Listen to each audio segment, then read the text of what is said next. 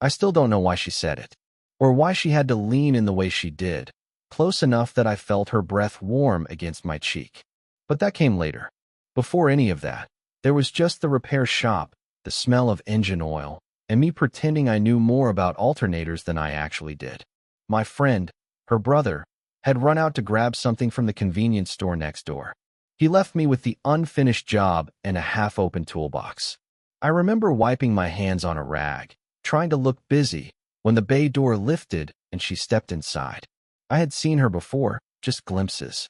Away from the car window, a quick, "Thanks for helping him out," or the kind of polite smile older people give the younger ones they're not sure what to make of. But she'd never walked into our space, never stood where the air vibrates with tools and the radio hums low under the clatter of metal. She didn't even look out of place. If anything, the place adjusted to her. Her posture was loose but alert, like she was always a half step ahead of whatever might happen. She wore a dark sweater, sleeves pushed up just enough to show a thin bracelet sliding along her wrist each time she moved her hand. And her eyes, I didn't know how to describe them at the time. Not warm, not cold, just noticing. Noticing everything. "You're the one he calls the kid who actually listens, right?" she asked, walking around a stack of tires like she'd been doing it for years. I let out a short, awkward laugh. "I guess that's me." She raised an eyebrow, studying my face for a moment longer than necessary. "You're younger than I expected. And you're—" I started, then immediately regretted it. She tilted her head slightly. "Older than you expected?" I blinked. I was going to say taller. That earned the smallest smile from her. Not just polite, but real, curling slowly at the edges as if she was deciding whether I deserved the full version. She didn't give it to me. Not yet. She glanced at the half-assembled alternator on the workbench. "You know what you're doing with that?" My hand suddenly felt too big, too clumsy. "Mostly. I think so." She stepped closer, not touching anything, just turning her head to take in the tools scattered across the bench. Her hair brushed the side of her cheek as she leaned forward, and for a second, I forgot which wrench I was supposed to be holding. "You work with him a lot?" she asked. "Only when he needs an extra set of hands." She tapped her fingernail lightly against the bench. A soft, repetitive sound. "You're patient. He's lucky." Something about the way she said it, quiet, almost absent-minded, hit deeper than it should have. Nobody had ever called me patient before, not without sounding irritated. I opened my mouth to say something, but the words got caught on nothing. She noticed. Her gaze softened, but not in a pitying way. More like she was trying to read what I wasn't saying. There was a moment, barely 2 seconds, where neither of us spoke. The shop noises seemed to dim around the edges, swallowed by the small space between us. Then her phone buzzed. She checked the screen, gave a low sigh, and slipped it back into her pocket. "He'll be a few minutes," she murmured. "So, I guess you're stuck with me." "Stuck?" I echoed. Her eyes lifted to mine, steady, direct, almost amused. "Don't worry. I won't bite." Another pause. Another one of those strange, suspended seconds where the air feels heavier than it should. I don't know what expression I had on my face, but it made her step just a little closer. Only an inch. Maybe 2. Close enough that the scent of her perfume, or maybe just her, cut through the oil and dust of the shop. And that's when she leaned in, her voice dropping to something softer, almost fragile. "Just let me have this moment." I didn't know what she meant. I still don't. But it's the moment I keep replaying, long after I pretend I've moved past it. I didn't expect to see her again so soon. But 3 days later, my friend called asking if I could help carry some old furniture out of their mother's place. I said yes before he even finished the sentence. I told myself it was about helping him. But when I walked through their doorway and heard her voice drifting from the living room, low, steady, a little tired, I felt something tighten under my ribs. She was kneeling by an old cabinet, sorting through a box of tangled cords. When she looked up, a strand of hair slipped loose, and she brushed it back with the back of her wrist, leaving a faint streak of dust along her cheek. "Hey," I said. She gave a short nod. "He said you were coming." No smile this time. No playful eyebrow. Just that guarded tone, polite, firm, pulling back before I even stepped in. Her brother left us alone again. disappearing down the hallway with a stack of boxes. I crouched beside the cabinet to help, careful not to crowd her. "You don't have to do that," she murmured, reaching for another cable, but letting it fall halfway through, like her hand changed its mind. "I don't mind." I watched her fingers, small, steady, but slightly trembling at the tips. Not from fear. More like exhaustion she didn't want noticed. There was a moment where she just sat there, looking at the clutter. Her shoulders slumped in a way she probably didn't realize I saw. "You okay?" I asked softly. She huffed out a breath, not quite a laugh. "I'm fine. Just clearing out a lifetime one drawer at a time." A pause. Then, quieter. "It's harder than it should be." I didn't know what to say, so I untangled a cord instead. She glanced at my hands. "You're good at that," she whispered. "It's just a knot." "Still," she said, her voice almost slipping into warmth before tightening again. "You have a patience that makes things seem less impossible." She didn't look at me when she said it, but something in her posture, chin lowered, shoulders pulling in, felt too open, too revealing. I noticed the small details without meaning to. The faint dark circles beneath her eyes, the way she pressed her thumb into her palm when she was trying not to feel something, the soft hitch in her breath whenever a memory brushed past her. Her brother called out from the other room, breaking whatever was happening in the quiet between us. She straightened, wiped dust from her hands, and stood quickly, as if she'd stepped too close to something and needed distance again. "Come on," she said, her voice steadier. "Let's get that dresser moved." We lifted it together. Her hand brushed mine by accident, barely a second, and she pulled away faster than necessary. But later, when we slid the dresser against the wall, she let out a small sigh and leaned her shoulder against it. For the first time that day, she allowed a tiny, tired smile. "You make it easier to breathe in this house," she said, almost to herself. Before I could answer, she pushed off the dresser and walked past me. But I felt her pause behind me, just long enough for her shadow to settle against my back. A soft but charged moment, gone as quickly as it came. But not gone for me. It was the rain that kept me there longer than I should have stayed. Not the dramatic kind, just steady, quiet, soaking everything until the world outside her porch blurred into a watercolor. We had finished moving boxes for her mother earlier that day, and she'd offered me dinner as a thank you. Nothing formal. Leftover pasta, a bottle of ginger ale, plates that didn't match. Her brother had gone to pick up paperwork, promising he'd be back in 20 minutes. That was an hour and a half ago. She stood by the small kitchen window, twisting the cap off the ginger ale.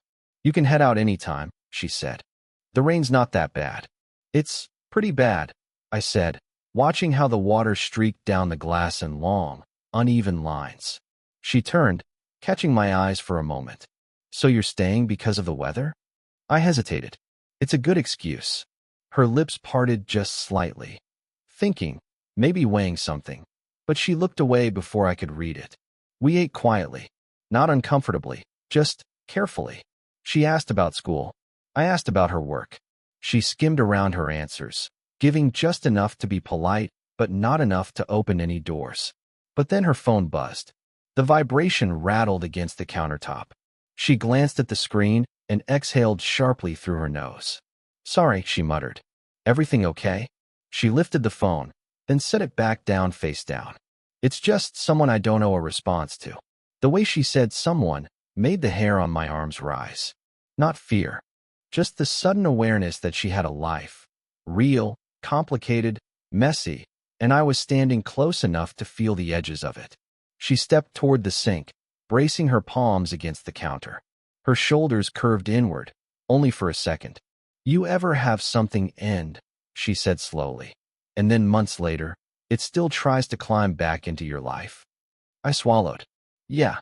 What did you do?" I learned what not to pick up again. That made her turn her head, just a fraction. She didn't smile, but something in her expression softened, like she let herself agree with me before she could stop it. The rain deepened outside, the kind that thumps gently against the roof in a way that makes time stretch. She reached for a cabinet above me, and when she stepped closer, her shoulder brushed mine. Barely, but neither of us moved. Her voice dropped. "You're quiet tonight." I could feel her warmth at my side, just making sure I don't say the wrong thing. And what would the wrong thing be? She asked, barely above a whisper.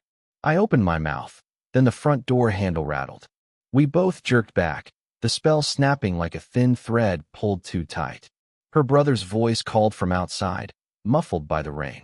She took 2 steps back, tucking a loose strand of hair behind her ear, breathing a little too fast. He's early, she murmured, though he was actually late. I nodded, pretending to adjust my sleeve. Yeah, guess so. For a split second, before she went to open the door, she looked at me the way someone looks at a decision they almost made. A near action, suspended in the air between us. And I felt it echo long after she turned away. I don't remember what the original reason was for me stopping by her house that evening. Something small, returning a tool, I think. But I stayed longer than necessary, hovering in the doorway until she finally stepped aside and let me in with a quiet, tired, just for a minute. Her living room was dim except for a single lamp casting a warm circle of light across the couch.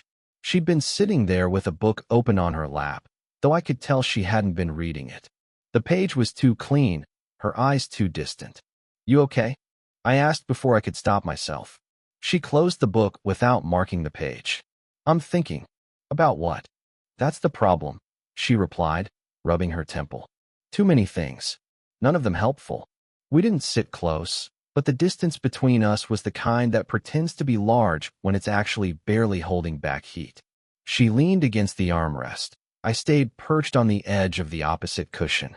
The room hummed with the kind of silence you feel more than hear. You're quiet, she said. She'd said that before, but this time there was no teasing to soften it. I don't want to say something that changes everything. She inhaled sharply, not loud, but enough. Her fingers stilled on the fabric beside her. And what exactly is everything? She asked. I looked at her. Really looked. The faint crease between her brows. The way her lips parted, as if bracing. The exhaustion that wasn't from work or the day or anything normal, just from feeling too much and pretending not to. We don't act normal around each other, I said finally. Her eyes flicked up, meeting mine for one heavy heartbeat. I know. I keep trying to treat it like nothing's happening. I continued, words slow, unsure. But every time we talk, or stand too close, or even look at each other, there's something. And I don't know what to do with it. She didn't blink, didn't look away, didn't save us with a joke, or a sigh, or a change of subject. Instead, she said quietly, do you think I don't feel it too? The question landed in the space between us like a dropped glass, silent but shattering. I think you're trying not to, I answered. A long beat. Her throat moved as she swallowed. You're younger than my regrets, she said softly.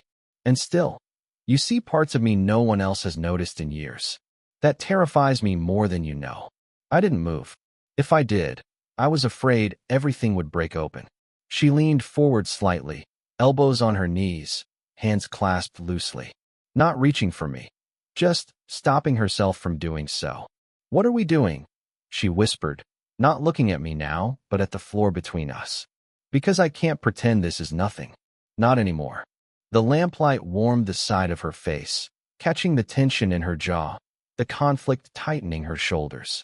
She finally lifted her gaze again. Tell me, she said. Tell me what you think this is. My mouth opened, but nothing came out, just breath, uneven and too loud in the quiet room. She shook her head gently, almost apologetically, and her voice thinned with something raw. Please don't make me name it first. I don't think I'd survive hearing myself say it. I didn't expect her to open the door looking like she hadn't slept. Hair unbrushed, sweater hanging loose on one shoulder. Eyes a little red like she'd been rubbing them too often. She stepped back automatically to let me in, but the hesitation was new, like she wasn't sure she wanted company. I didn't think you'd come today, she murmured.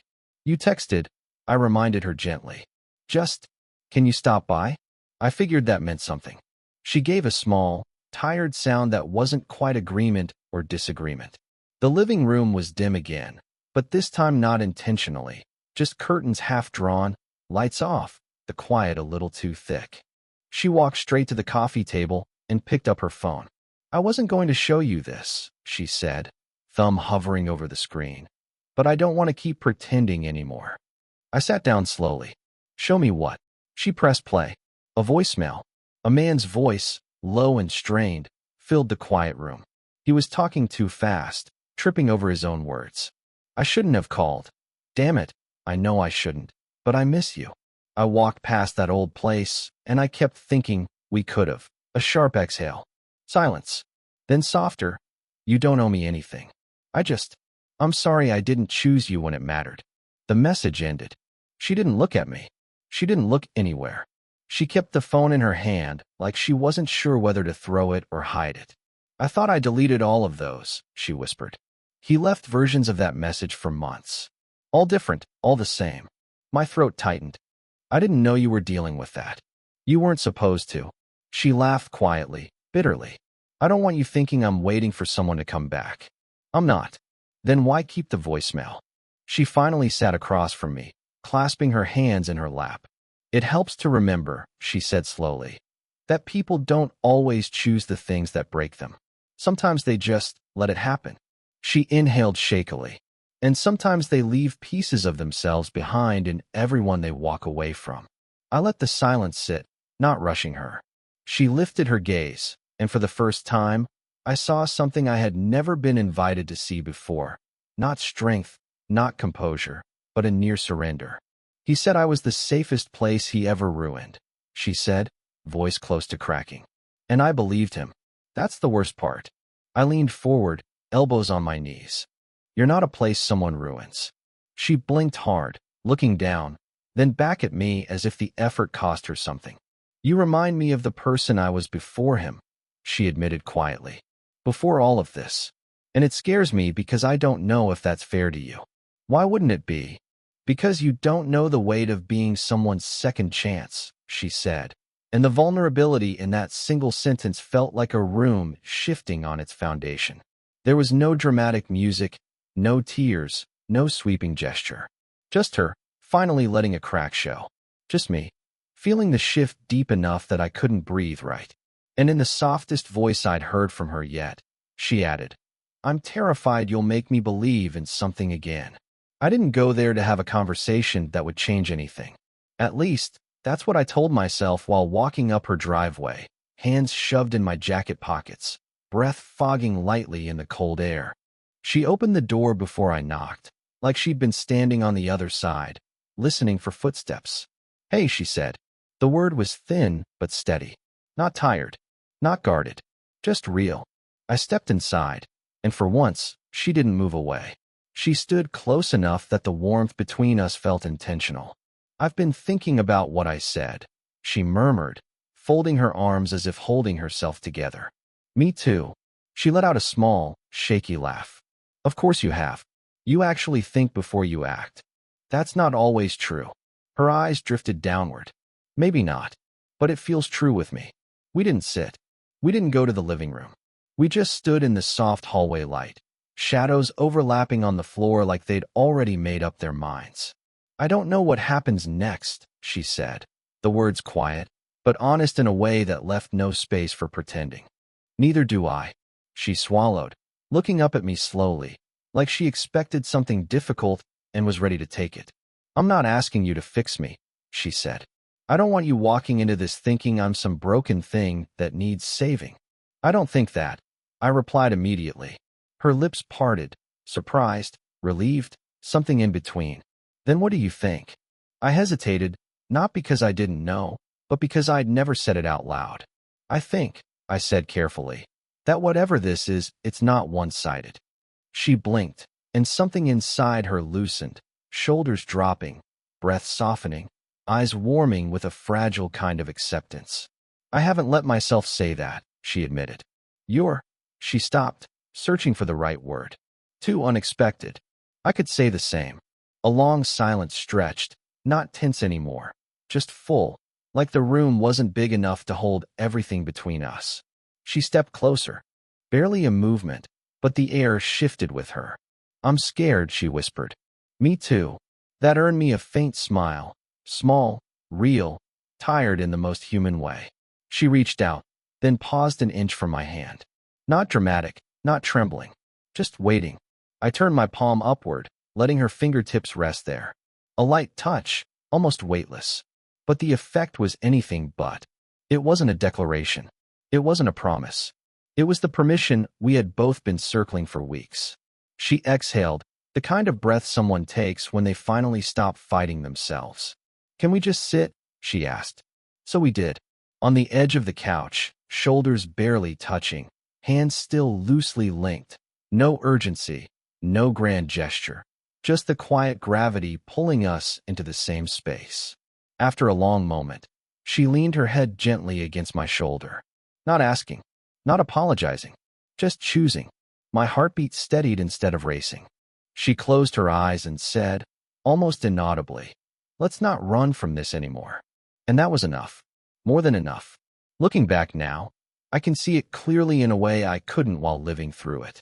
The night everything finally softened between us didn't feel like a grand turning point. It felt almost ordinary, quiet, but maybe that's why it mattered. Some of the most defining moments in our lives don't arrive with lightning. They settle in, like dusk, unnoticed until the light has already changed. I remember the stillness afterward, that strange, careful peace that comes when two people finally stop pretending they don't feel what they feel. We didn't rush to name anything. We didn't map out the future or justify the past. We simply existed in the same small space, breathing the same slow air, letting the truth sit between us without fear. I think that's when I realized how rarely adults allow themselves that kind of honesty. She looked different to me after that, though she hadn't changed at all. Or maybe I had. Maybe I'd been waiting to understand that love, real love, doesn't arrive to fix you or claim you or rewrite you. It arrives to meet you where you already are. She taught me that without ever trying to. I was young then, full of noise and restlessness, the kind of energy that spills into every room without permission. She wasn't. She moved through the world with the kind of grounded quiet you can't fake. And yet, somehow, she never made me feel small. Just steadier. In her presence, I learned the kind of patience that isn't passive, the kind that listens, notices, holds space. She once said that loving someone older forces you to grow up in the right places and stay young in the ones that matter. I didn't understand it then. I do now. And her? She softened, even when she didn't want to. She let herself be seen, gently, gradually, until the woman who once carried her solitude like armor began trusting that someone could share the weight without dropping it. She taught me tenderness. I reminded her of possibility. We balanced each other in ways neither of us expected. What happened after that night wasn't dramatic. There was no sudden transformation, no sweeping declarations or cinematic montage of love blossoming in perfect frames. Life continued, but differently. We moved with a quiet awareness of one another, a kind of magnetic calm. Sometimes our hands found each other without planning to. Sometimes we talked until words ran out and silence felt like an answer, not an absence. If I had to choose one lesson from all of it, just one, it would be this. Love doesn't always need volume to be real. Sometimes the quietest stories are the ones that stay with you the longest. The ones that reshape you in ways you don't recognize until much later. And now, telling this from the present, I feel nothing but gratitude. For her, for us, for the ordinary night that became the turning point I didn't see coming. If this story made you feel something, let me know in the comments. Would you want more stories like this?